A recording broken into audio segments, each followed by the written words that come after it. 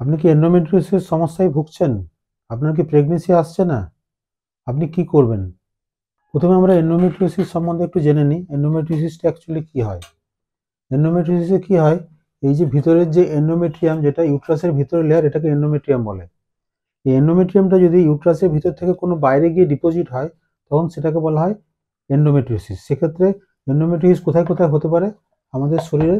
সেটা হচ্ছে, প্রথম হচ্ছে মহিলাদের ওভারি বা ডিম্বাশয় এন্ডোমেট্রিওসিস হতে পারে, অথবা এন্ডোমেট্রিওসিস হতে পারে পায়খানার রাস্তায় হতে পারে, যেটাকে বলা হয় রেকটাল এন্ডোমেট্রিওসিস। এন্ডোমেট্রিওসিস ফ্যালোপিয়ান টিউবে হতে পারে। এন্ডোমেট্রিওসিস মহিলাদের ভ্যাজাইনা মানে যোনিপথের পিছনের দিকে হতে পারে।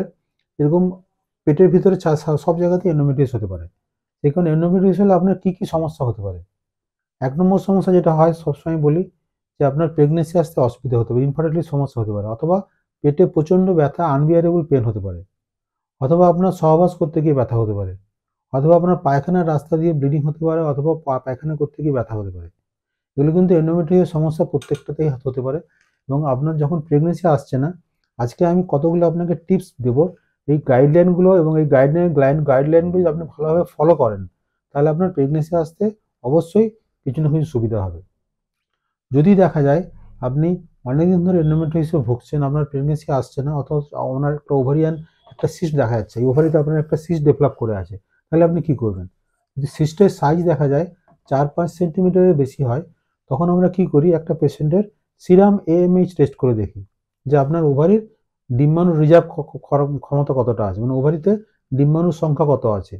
এটা বোঝার পরে আমরা কি করি, আমরা একটা সার্জারি কথা বলি, আমরা একটা ল্যাপ্রোস্কোপিক সার্জারি করি, যার মাধ্যমে আমরা কি করি, আমরা সিস্টেকটমি করি, এন্ডোমেট্রিয়াসটাকে আমরা ছাড়িয়ে দিই, ছাড়িয়ে দিয়ে সিস্টেকটমি করি। এবং সিস্টেকটমি করে কি করি, যেহেতু সব কিছু জড়িয়ে থাকে, সেই জন্য যে টিউব আর ওভারির রিলেশনশিপটা নষ্ট হয়ে যায়। ছাড়িয়ে দেওয়ার পরে কি হয়, এই টিউব আর ওভারির রিলেশনশিপটা আমরা নর্মাল করে দিই। তাতে কি হয়, যখন এখান থেকে ডিম্বাণুটা তৈরি হয়, তখন এই এন্ড দিয়ে ফ্যালোপিয়ান টিউব দিয়ে ভেতরে ঢুকতে পারে, যেটা প্রেগনেন্সি আসাতে আমাদের হেল্প করে। এবং এটা সবসময় মনে রাখতে হবে যে আমরা যখনই এন্ডোমেট্রিয়াল সার্জারি করি, তখন এই টিউব এবং রিলেশনশিপটা আমরা মোটামুটি পেশেন্টটা ঠিক করে দিই।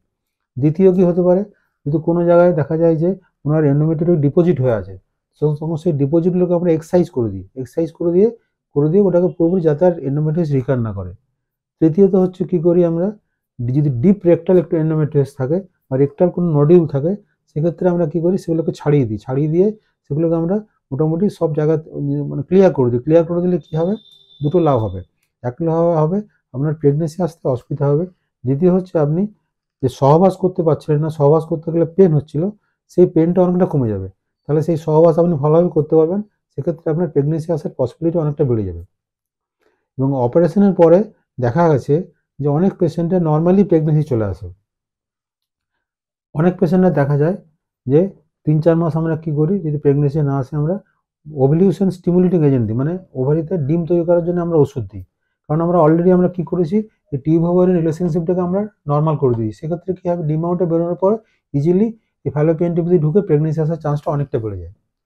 যদি 6 মাস আমরা একটা উইন্ডো পিরিয়ড বলি, এই উইন্ডো পিরিয়ডটা মোটামুটি 6 মান্থ মতো থাকে। এই 6 মান্থের ভিতরে যদি কোনো কারণে প্রেগনেন্সি না আসে, সেক্ষেত্রে আমরা অবশ্যই আইভিএফের কথা আপনাকে বলবো, মানে টেস্ট টিউব বেবির কথা আপনাকে বলবো। অনেক ক্ষেত্রে পেশেন্টরা চান যে আমরা ডাক্তারবাবু টেস্ট টিউব বেবি করাবো না, আমরা নর্মালি যাতে প্রেগনেন্সিটা আসে।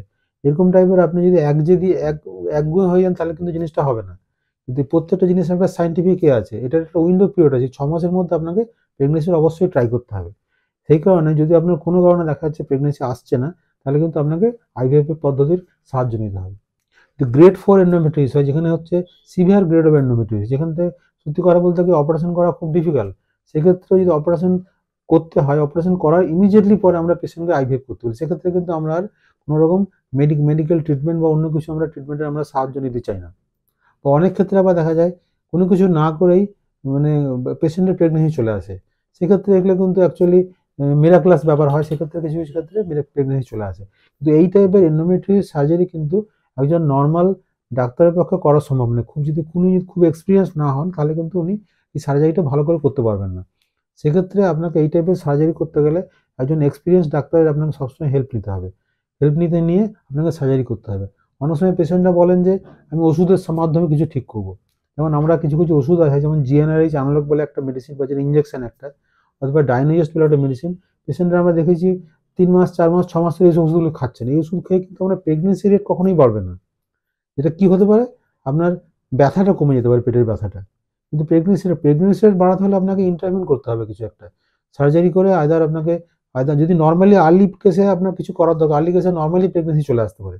কিন্তু যেগুলোতে মনে হচ্ছে আমার কিছু একটা করা দরকার, সেখানে আপনাকে সার্জারি করার পরে আবার কিছু একটা ট্রিটমেন্ট করতে হবে। সেক্ষেত্রে আপনার প্রেগনেন্সি আসার চান্স অনেকটাই বেড়ে যাবে। এরকম ভাবার কোনো কারণ নেই যে আমার এন্ডোমেট্রিয়াসিস আর কোনোদিন আমার লাইফে প্রেগনেন্সি হবে না বা প্রেগনেন্সি আসবে না। এরকম কিছু হওয়ার কারণ নেই। প্রচুর পেশেন্ট আছে যাদের এন্ডোমেট্রিয়াস সার্জারি করার পরে প্রেগনেন্সি আসে।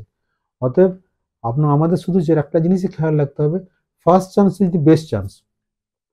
যদি এই সার্জারিটা প্রথমবার আপনি ভালো এবং এক্সপিরিয়েন্স ডাক্তারকে দিয়ে করান, তাহলে আপনার সার্জারির রেজাল্ট অনেক ভালো হবে, মানে প্রেগনেন্সি রেটটা অনেক বেটার হবে। আর যদি দেখা যাচ্ছে যে সার্জারিটা ভালো হয়নি, প্রথমটা যদি হাফ হার্টেড সার্জারি হয়, তাহলে কিন্তু কি যেটা হবে, কেননা হাফ হার্টেড কেন হয়, এটা কিন্তু ডাক্তাররা ইচ্ছা করে করান। অনেক সময় কি হয়, এন্ডোমেট্রিয়াসিসের যে অপারেশন আমরা করি, এই সময় কি হয়, ওই ওই জরায়ুর সঙ্গে পায়খানার রাস্তা এবং পেচ্ছাবের রাস্তা, ইউরেটার সব একসঙ্গে জড়িয়ে থাকে। এগুলো সার্জারি করতে গিয়ে অনেক সময় অনেক রকম ইঞ্জুরি হওয়ার পসিবিলিটি থাকে। ওই জন্য খুব এক্সপিরিয়েন্স যদি না হন, উনি সার্জারিটা করতে পারবেন, উনি মাঝপথে জিনিসটাকে ছেড়ে দেবে। সেক্ষেত্রে আপনাকে সার্জারিটা ভালো করে করতে হবে, কারণ ভালো সার্জারি করলে প্রেগনেন্সি রেট অনেক বেশি। দেখা যায় 40% কেসে প্রেগনেন্সি চলে আসে। আবার যদি খারাপ সার্জারি হয়, তাহলে কিন্তু 40 থেকে 50% কেসে আবার রিকভার করতে পারে 6 মাসের মধ্যে। সেক্ষেত্রে কিন্তু আপনার সত্যি খাতে ব্যাপারটা খুবই দুঃখজনক ব্যাপার হয়। পেশেন্টের পেটে ব্যথা কিছুতেই কমে না।